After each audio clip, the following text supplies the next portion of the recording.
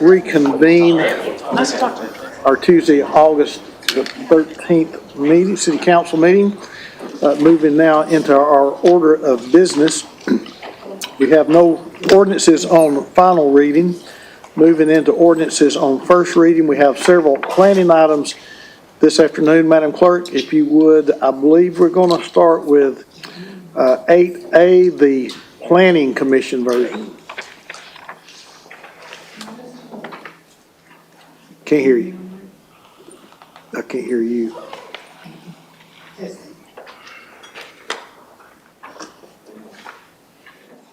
We got the 1 minute finger. Now we got the thumbs up. An ordinance to amend Chattanooga City Code Part. An ordinance to amend Chattanooga City Code Part 2, Chapter 38 zoning ordinance so as to rezone property located at 1547 Mercer Street and an unaddressed property in the 1500 block of Mercer Street from M1 manufacturing zone to R1 residential zone subject to certain conditions. Case number 2024-0120. Is the applicant present? Okay. Is there any opposition present? All right. Councilwoman Hill, Vice Chair. Hit your button again. There we go. Everything looks good with this version of this rezone, and so I move to approve. All right, we have a motion on the floor to approve with a proper second. Are there any questions or comments before we vote? All in favor, aye. Aye. Any opposed, no. Motion carries. Moving now to 8B, please. An ordinance to amend Chattanooga City Code Part 2, Chapter 38 zoning ordinance so as to rezone property located at 6664 Sand Switch Road from R1 residential zone to R5 residential zone. Case 2024-0106. Is the applicant present? Thank you. Is there any opposition present? All right, Councilman Smith, this is in your district. Seeing no opposition, sir, move approval. Second. All right, we have a motion on the floor to approve with a proper second. Any questions or comments before we vote? All in favor, aye. Aye. Any opposed, no. So moved. Moving now to item C.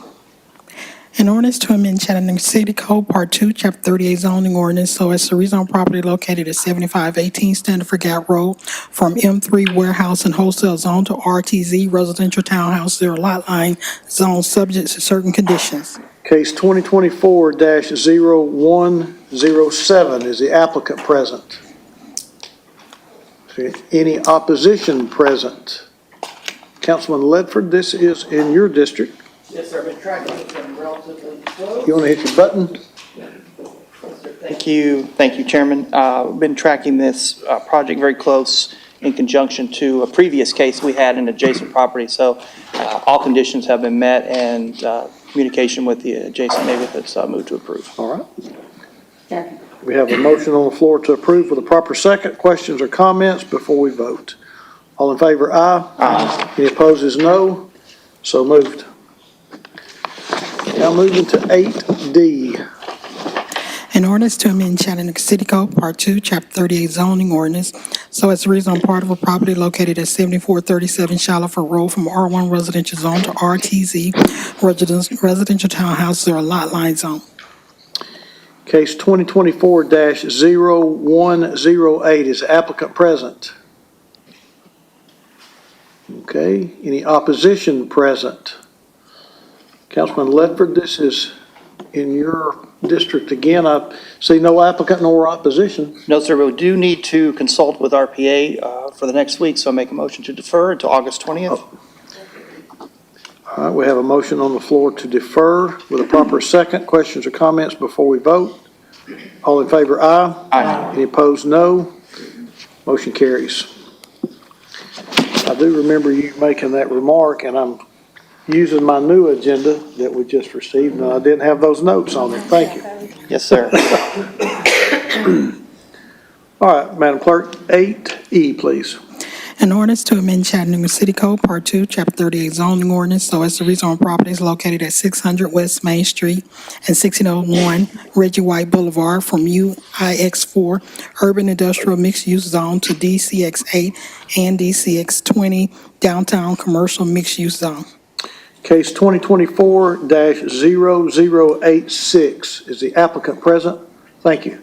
Is any opposition present? All right. Councilwoman Dotley, I see an applicant, but no opposition. Move to approve. All right, we have a motion on the floor to approve with a proper second. Questions or comments? All in favor, aye. Aye. Any opposed, no. The ayes have it. 8F, please. An ordinance to amend Chattanooga City Code, Part 2, Chapter 38 zoning ordinance so as to rezone part for property located at 1916 Central Avenue from M1 Manufacturing Zone to UGC Urban General Commercial Zone, subject to certain conditions. Case 2024-0113. Is the applicant present? Okay, thank you. Is there any opposition present? Councilwoman Knoll? Thank you, Mr. Chair. I see we got a new agenda, but I don't see that it was anything changed on this one here. Well, so I think if I understood Karen correctly, there's really not an address that could be listed for Polk Street. Is that correct, Karen? Our standard procedure is to put part on the caption, and then I did confirm with staff, ask them to review the legal description, and they said they double checked it, said it's just for that portion. We do map the zoning, so we'll take the ordinance and the legal. It's what's shown on that map, so it will be only that portion that shows on the zoning map. Okay. That is fronting on Polk Street, correct? Yes, it fronts on Polk, and it's just Yes. that little portion that fronts on Polk that's shown in the site plan. So let me, for Councilwoman Knoll to get comfortable, would it be appropriate to make an amendment saying the portion fronting on Polk Street? Would that muddy the water, or? The zoning ordinance is only for that portion anyways. We go by the legal description. Yeah. This is caption is just kind of generally saying where it is, but the legal description, as my understanding, is the official, and that's what we map on. So on the zoning map side, it won't matter, because we're only mapping that small portion that fronts on Polk Street across from Montague. Okay. So I'm happy to confirm once that we close the map. I can send you a snapshot of that and just say we finalized it, and you'll see the entirety of the property has not changed, just that small portion. Okay. Well, I did go out and visit met Jeff there, and I looked over the property, so I know the actual plot of property that he's talking about. I was just wanting it to be perfectly clear in here, at least Polk Street in parentheses or something, but you're saying, okay, so I'm going to take y'all lead on that. I don't want that to come back and bite me. Yes, the caption on the agenda is the address. That's why we have part, and then the legal notice and the map are what we're looking at for that portion that's actually rezoned. Okay. And you've clearly had discussion during this meeting that is property fronting Polk Street. So Okay. that is what All right. That is on the record. But we will confirm it and send you a map just so you see on our end. Okay, all right then. With that all being said, I move to approve. All right. We have a motion on the floor to approve with a proper second. Questions or comments before we vote? All in favor, aye. Aye. Any opposed, no. Motion carries. Thank you, Madam Councilwoman. Yes. 8G. An ordinance to amend Chattanooga City Code, Part 2, Chapter 38 zoning ordinance so as to rezone part of a property located at 2099 East Main Street from R4 Special Zone and R1 Residential Zone to UGC Urban General Commercial Zone, subject to certain conditions. Case 2024-0125. Is the applicant present? Thank you. Is there any opposition present? All right, Councilwoman Knoll, this is in your district again. Okay, thank you, Mr. Chair. And I met with the two young ladies, and they were just absolutely lovely, and the church as well, and a couple of the neighbors, and spoke with the president of the Neighborhood Association. There is some conditions, am I correct, Karen? There is. Okay, Would you like me to read them? please do. Okay. The ordinance has a condition No drive-throughs, adult-oriented establishments, auto-oriented uses, self-storage facilities, and wholesaling with accessory warehousing. So those are prohibited uses. Okay, so was there anything discussed about the parking coming in? No, that would be handled through both the requirements of the zoning and permitting. Okay, So we handle that through the permitting process. okay. Well, thank you, Mr. Chair. Yeah. Would you like to make a motion? I do with that, once again, some clarity for this old sister here. Yes, I move to approve. All right, we have a motion on the floor to approve with a proper second. Any questions or comments? All in favor, aye. Aye. Any opposed, no. So moved. 8H, please. An ordinance to amend Chattanooga City Code, Part 2, Chapter 38 zoning ordinance so as to rezone property located at 2400 Chamberlain Avenue from R2 residential zone to UGC urban general commercial zone, subject to certain conditions. Case 2024-0118. Is the applicant present? Thank you. Is any opposition present? Okay, we do. I see two oppositions. Councilwoman, would you like a presentation, and then we'll give the applicant an opportunity to present as well as opposition? Okay, Karen?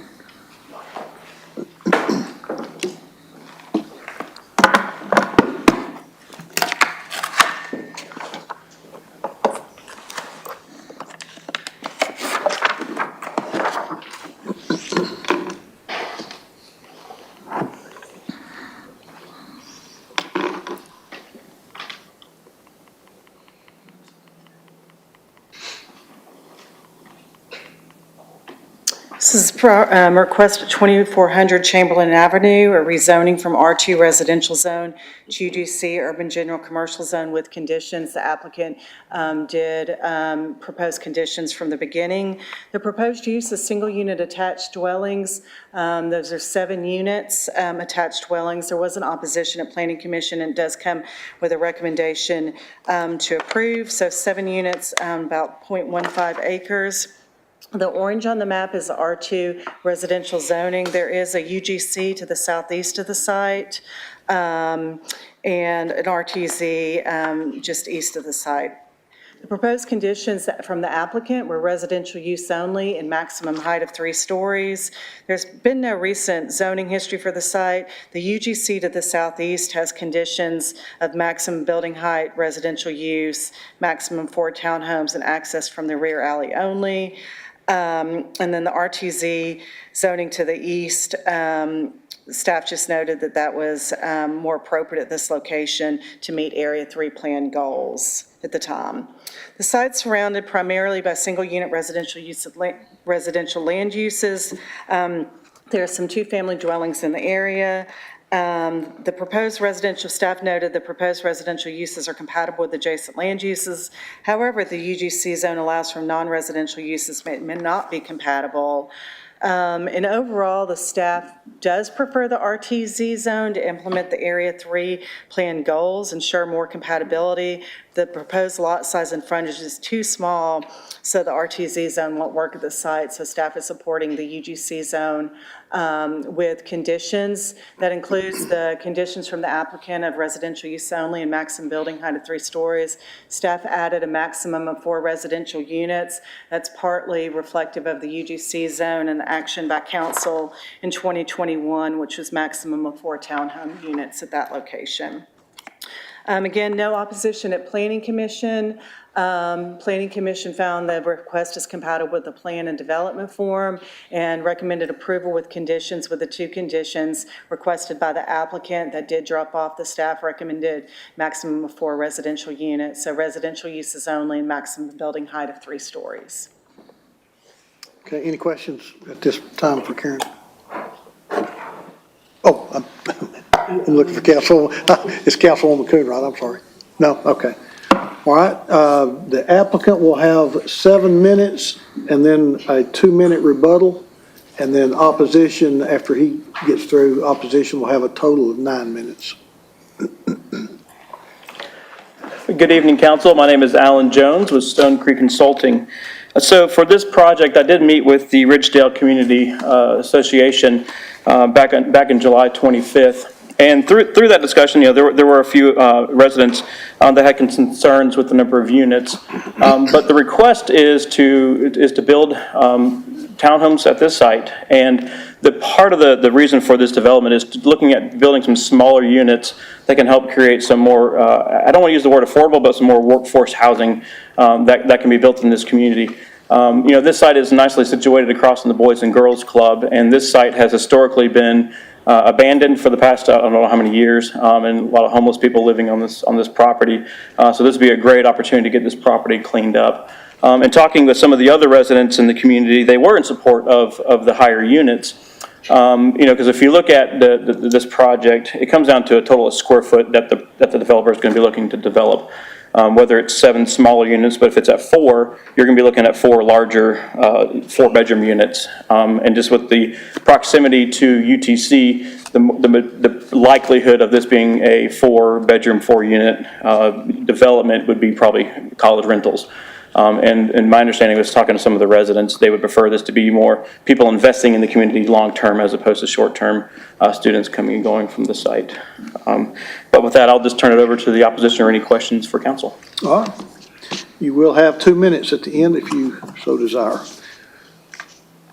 All right, at this time, if the opposition would like to come and speak, you'll have a total of 9 minutes, and there are 2 of you here that would, I think, like to speak, so. Thank you. You can divide the time up. Hold on 1 second. If we could get 9, there we go. We got 9 minutes on the clock. Good evening. My name is Tim Clark. I live across the street to the property to the left. I'm not against rezoning. I think it's going to be amazing because this property has been an eyesore for at least 10 years. I've been in the house for 5 years. There have been squatters there, hoarders. It's been overgrown and not well maintained. My concern is the number of units and the lack of parking. If they're going to have four bedroom, then that's 16 cars on that corner. And I think any neighborhood could not absorb that level of just persistent vehicles on the street. That's really my only concern. So thank you for your time. Okay, thank you.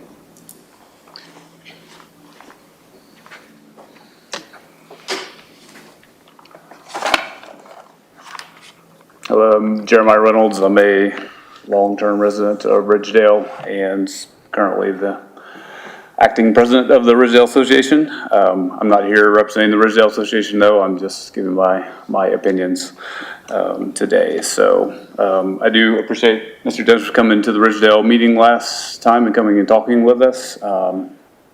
We did hear a mix of opinions and thoughts on the proposed developments.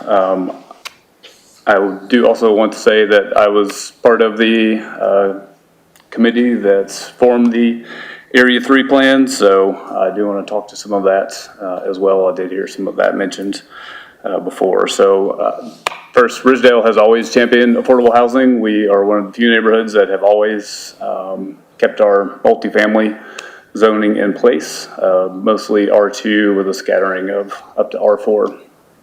Kind of throughout the neighborhood, even when that was not as popular just a few years ago. So we're no strangers to smaller units, more affordable units. We're all about that in Ridgedale. We're definitely not anti-developments. We have seen a lot of development in our neighborhoods of various sorts, from seeing these 5 units courthouse or courtyard developments that was done recently on Vance Avenue to a swath of other things, including this same developer doing a couple of developments along Bailey Avenue, one finished right now and one in progress. And we did say yes to those. Ridgedale does have a community kind of a guiding document that's been around for a long time. It suggests basically higher density developments happening along the main commercial corridors, being Bailey Avenue, McCauley, Main Street, those types of things. And we have said yes to those, including this one right here, the suggested, the UGC that was approved, that is on Bailey Avenue, or the Dodds overpass. So we definitely have said yes to those. However, with the Area 3 plan as well suggests that The preservation of historic homes and those kind of things is a priority. And Ridgedale has always prioritized that. It would be my ideal for this to remain and be brought back to life as a single-family home, but I understand that people do want to redevelop things, and we don't necessarily want to stand in the way of that. We did hear from some of the neighbors who said this was an issue. This property has been an issue. They do want to see it redeveloped. So we will stand behind that. I think our big concern right at this point is the number of units. 7 units is a departure from anything else that we've seen, really, at this point, anything that we have approved. 3 stories as well certainly seems out of place for the character of this area. Yeah, that's certainly something that we need to discuss further, and I would like to see that scaled back a little bit. Just looking at my notes here, I'm also concerned that if we set this precedent of creating much larger, or allowing single-family homes to be knocked down and much larger complexes to be developed, a lot of developers are going to see that as a very economically advantageous thing to do, and this is the current developer's 3rd project. I'm imagining if we approve this, she will continue on, and many more after her will see this as a very good thing to do, is come and knock down historic homes for the sake of building larger. And let's be honest, these are actually very expensive units. Above $2,000 a month, which is certainly not affordable for anyone currently in Ridgedale to afford. So again, we are not opposed to redevelopments and those kind of things, but we would like more time with this developer. They're in the process of building one right now. I know that they're just trying to queue up the next one, and I understand that, but we would like to take some more time to discuss this and actually get a consensus from more neighbors. I think that's all I have. Thanks so much. Thank you. Any questions? Any questions, Councilwoman? Okay. Was there anyone else here in opposition that would like to speak? We still have just a couple of minutes left. Okay. Mr. Applicant, you've got 2-minute rebuttal. To kind of touch on a few things that were mentioned, this neighborhood has historically wanted to champion for smaller and affordable units to be built in this community, which this developer is committing to do. As far as the parking goes, the city does have regulations that mandate how we address parking. So between the on-street parking that's allowed in the UGC zone and also parking being developed on site, we will meet those parking requirements. The shift of homeowners and the shift of the reliance on the automobile is a shift that we're seeing in the city, and even pushed, I think, by the, at least from the administrative side and from transportation, and looking at alternative ways of how many vehicles that people are having downtown. At the end of the day, it comes down to square footage of the building. Whether it's 4 units or 7 units, the amount of square footage for this site is going to be the same. Probably even more for a 4-unit building, which is going to be more geared towards your college students. And so what I heard from the community, unfortunately, good or bad, Christina was the previous president of the neighborhood association, and she was in full support of this. And now that we have a new president of the community, and so there's a little bit of a different perspective. But I'll just leave that for you, and if there's any questions, I'd be happy to entertain them. Okay. I'm not seeing any questions at this time. Thank you. Oh, I do now. Vice Chair Hill. How many square feet is the thought that this finished size building is going to be? So from a total square footage from a building perspective. What are you able to put on? Yeah, let me do some quick math for you. So for the 7 units proposed, we're only looking at 2 stories in height because we're looking at keeping those units a little bit smaller. So you're looking at 15 times 40, about 8,400 square feet, 8,000 square feet or so. And you're saying if you build 4 units, how big is it going to be? probably going to be in the 80, it'd be similar square footage range. I think that the neighborhood association points about the fact that this is not on a major thoroughfare. You know, it's sandwiched between Macaulay and Bailey Avenue. It's on that interior corner as opposed to along those major transit corridors is a compelling point. We've got a lot of new zoning tools that are going to be available beginning in November. Have Right. you begun to study those and consider how there might be something that's more compatible with the form of the neighborhood that also would add density, like a smaller lot ADU situation? What kind of things have you thought about with that? Definitely have been studying the new zoning ordinance. It's a lot to digest at this point, to be honest with you. So yes, for all of my clients that I work with, I've been digesting the new zoning ordinance and seeing how what we've been able to, from a zoning perspective, utilize up till now, and what's going to be, taking effect in November. I haven't studied this site in particular because the goal of this development was to, get it rezoned and actually permit it and get the permitting done before the new zoning ordinance even takes place, from a time perspective. But it was an interesting comment about what you said about being on a corner and in a corridor.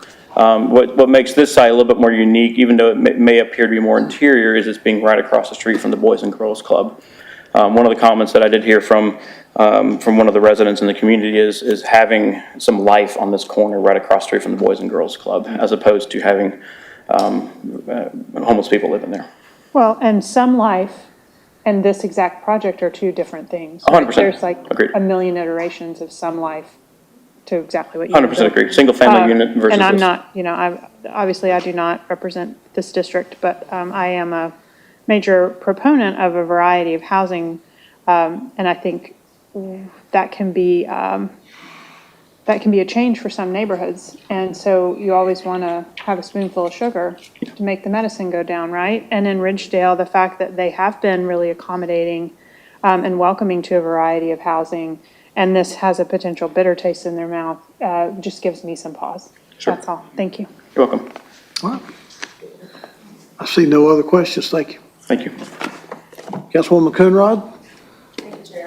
You want to hit your line for me, please? Thank you.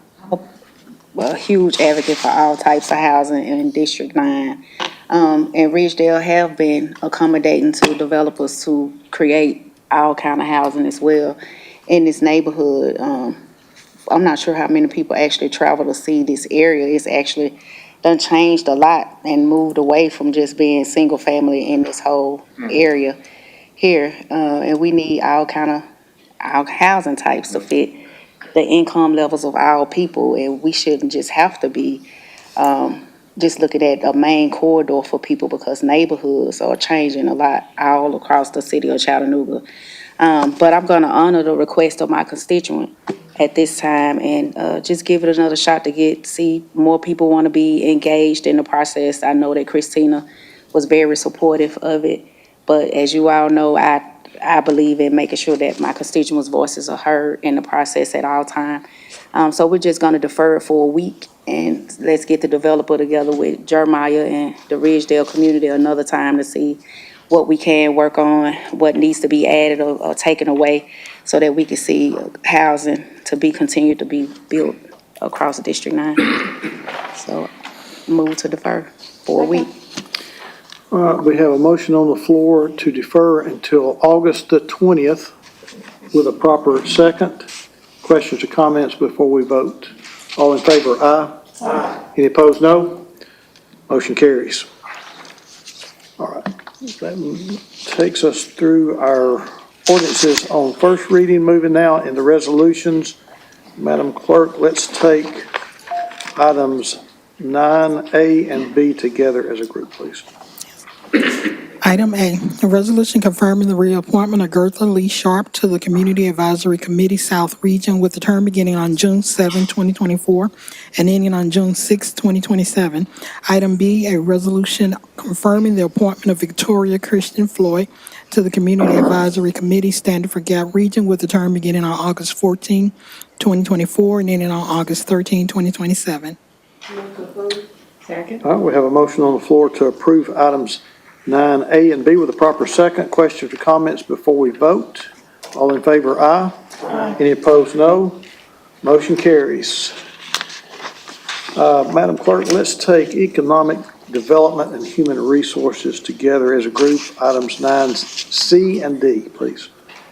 Item C, a resolution to amend resolution number 32130 with Chattanooga Neighborhood Enterprise for a purchase rehab resale program to amend the agreement to state the increased American Rescue Plan Act, ARPA funds approved on June 18, 2024 to be used for down payment assistance for income eligible households in the amount of $500,000.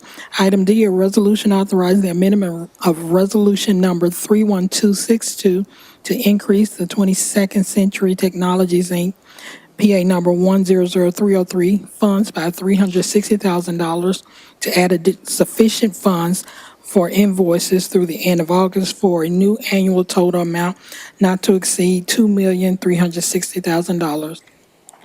What's the pleasure of the council? Move approval. We have a motion on the floor to approve items 9C and D with a proper second. With any questions or comments? All in favor, aye. Any opposed is no. I abstain. Ayes have it. Moving now to our planning item 9E, Madam Clerk. Oh, and alternate, read the alternate version. A resolution approving a special exceptions permit for a residential plan unit development for property located at 1547 Mercer Street and an unaddressed property in the 1500 block of Mercer Street, subject to certain conditions. Case 2024-0121, is the applicant present? All right, is there any opposition present? Vice Chair Hill. Thank you, Mr. Chair. This is, the alternate version has 4 conditions which the applicant is aware of and we have discussed in the agenda meeting. I move to approve. We have a motion on the floor to approve with the alternate version with a proper second. Questions or comments before we vote? All in favor, aye. Any opposed, no. So moved. Moving now to purchases.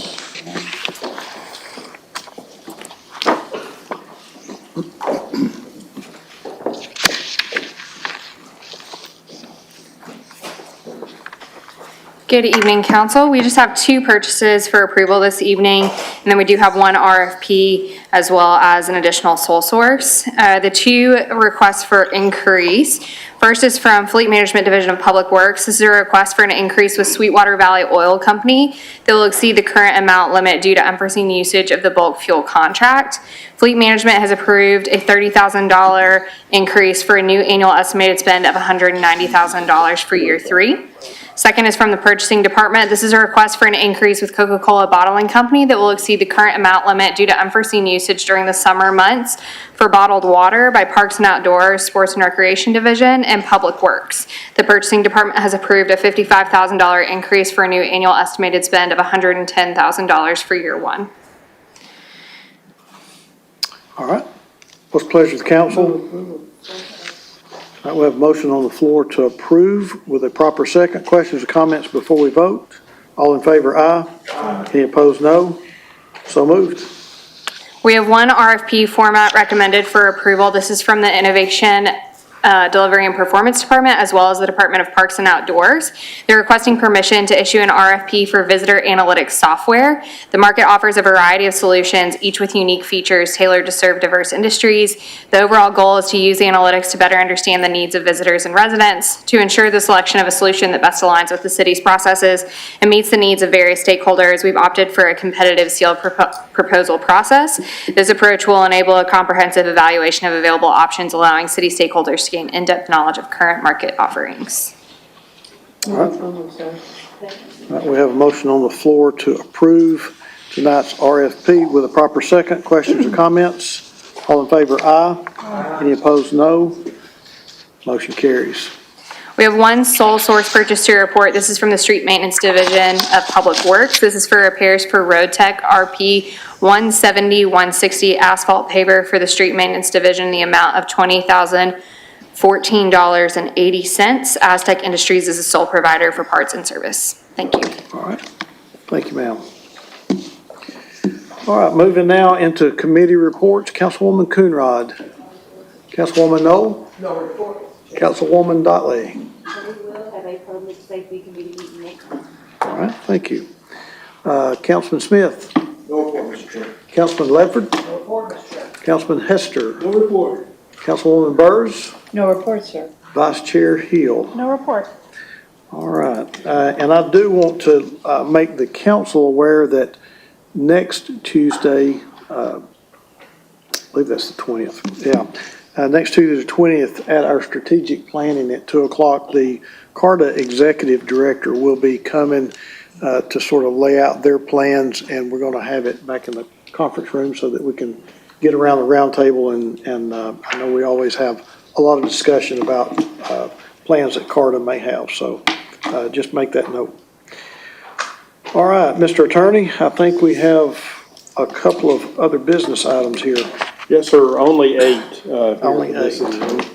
And these are certificates of compliance for 8 different MAPCO Express locations that will have wine and grocery requests for this evening to be approved by the council. It is, the compliance checks have been made regarding these locations, and those are all appropriate here under our zoning ordinance. But they involve the MAPCO Express Inc., DBA MAPCO Express number 3538 at 3709 Cummings Highway in Chattanooga, which is in District 1. There is another MAPCO Express number 3662 at 5500 Highway 153 in Chattanooga that is in District 3. Another MAPCO Express that is number 3536 at 8604 North Hickory Valley Road in Chattanooga that is also in District 3. Another MAPCO Express number 3532 at 4711 Brainerd Road, Chattanooga, Tennessee, 411 District 5.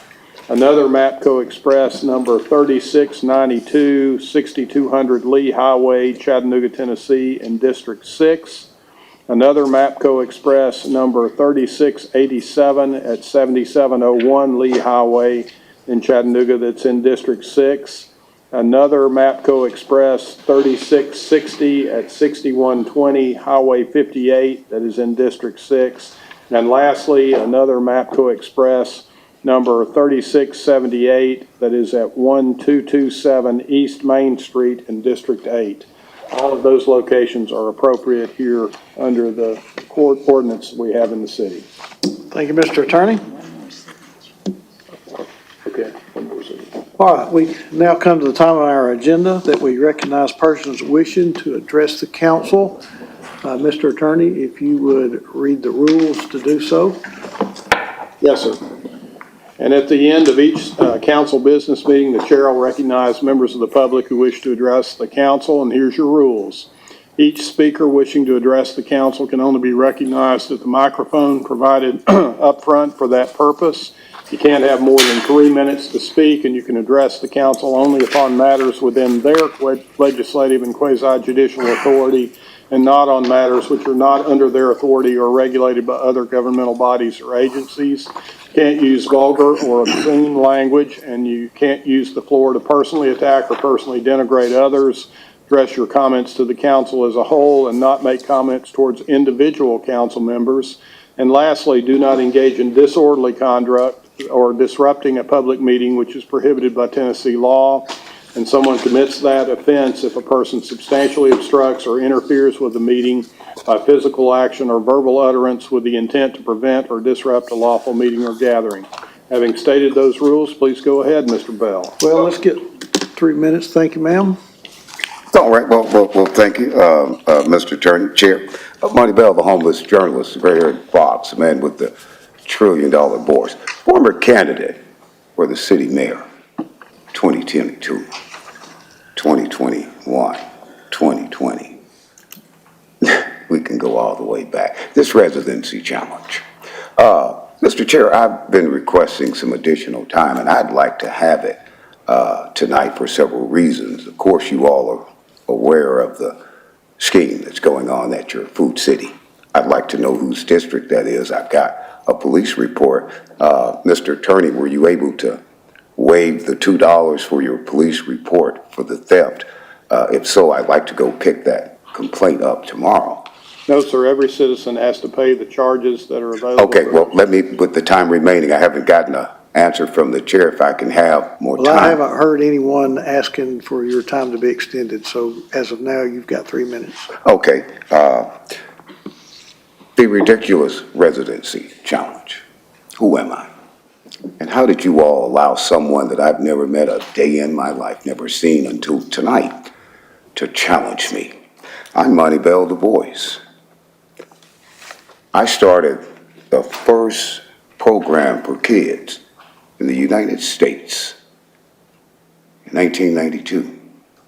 Here's a lawsuit against this Monty Buer that I never met, that you all allowed to have some attorney, some guy, that I've been fighting this city, my county, my state for these men who seem to have some concept that they can just pursue Monty Bell at will.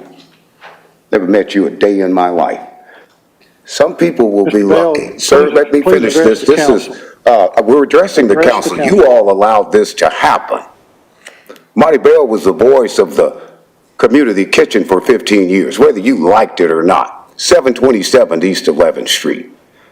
You're lucky I wasn't there when you come running to ring the doorbell to see if this is my personal place or permanent place of domicile. What is wrong with you all allowing these men to pursue men? It's a question. It's a question. Your county attorney pursuing me. Your police department's pursuing me. Your Hamilton County deputies are pursuing. What are you pursuing me for? It's a question. You've been doing it my whole life. 211 billion, 34 million. What I did at Food City is what I learned from my classmate, Karen. Don't let anybody, anywhere, you. And that's why you got this lawsuit finna come up against them. Here's your lawsuit. Here's your summons. Here's my voter registration Your card. time has expired. We'll Thank see you sir. next week. 211 billion, 34 million for all Thank of you. your Your fraud. time's expired. Pursuing me. You're a man in a dress. It stops. Pursuing me.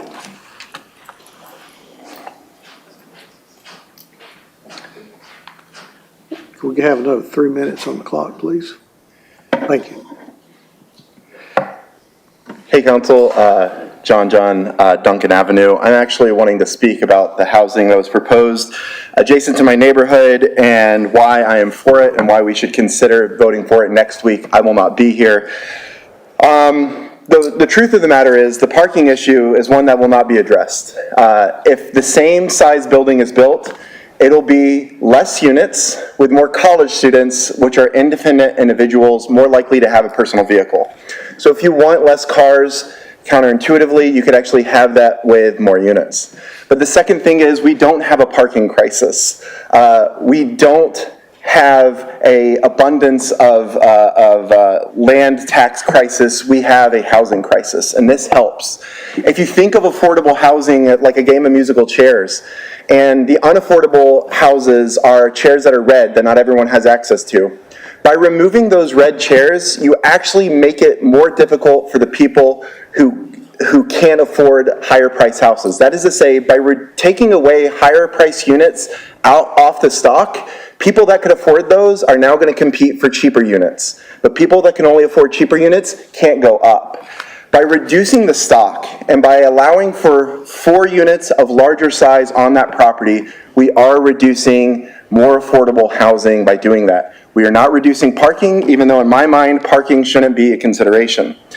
We were asked what precedents this might set. The precedents might be that if we withhold housing for too long and make the barriers so high, at some point the dam will burst and unappealing housing will show up overnight.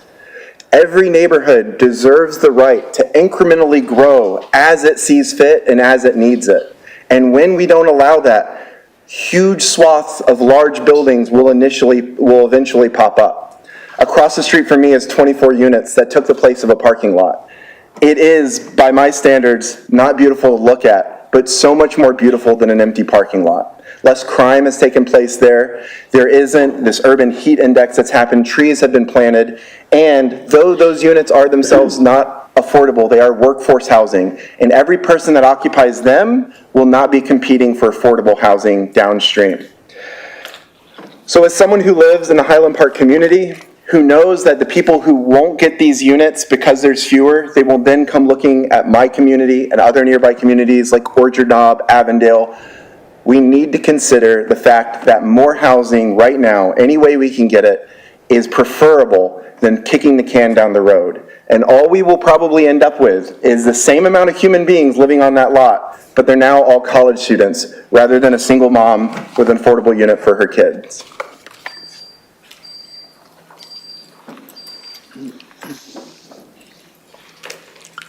Good afternoon. Good afternoon.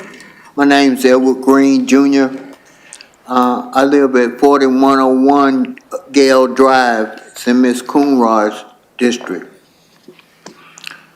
Tomorrow, August the 14th, will be the anniversary of Officer Clarence Edward Hamler, a friend of mine, a colleague of mine, and most of all, he was a father.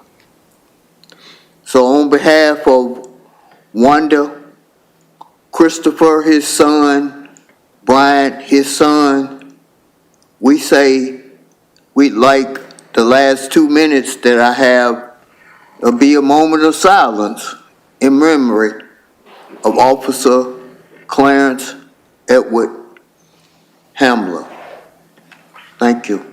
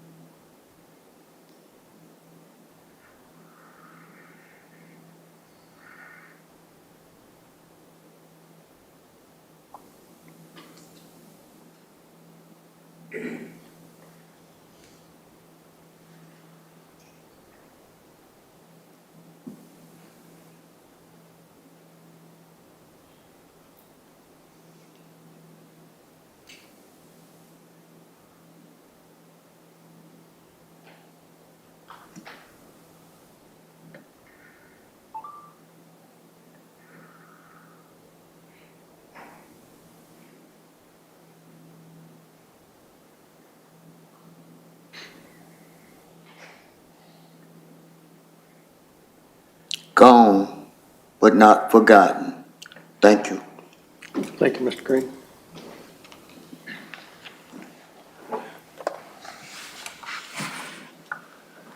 Good afternoon, Council.